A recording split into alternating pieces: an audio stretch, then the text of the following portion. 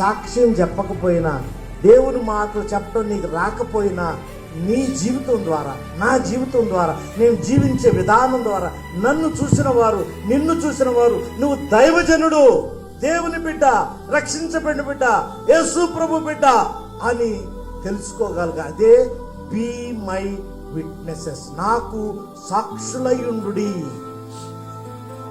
దేవుడు మనల్ని సాక్షులుగా చేయునుగాక. ఎక్కడికి వెళ్ళినా సాక్షులుగా ఉందాం, సాక్షులుగా జీవిద్దాం. ఎందుకంటే ఇంకా మన భారతదేశంలో కోటాను కోట్ల మంది యేసు ప్రభుని ఎరగని వారు ఉన్నారు. నేను సంఘాలు కట్టమంటలేదు, లేకపోతే గుళ్ళు కట్టమంటలేదు, ఇంకేమో కాదు. మనం యేసు ప్రభుని ఎరగని వారికి సాక్షులుగా ఉందాం. దేవుడు మిగిలినవన్నీ కూడా సమకూరుస్తాడు.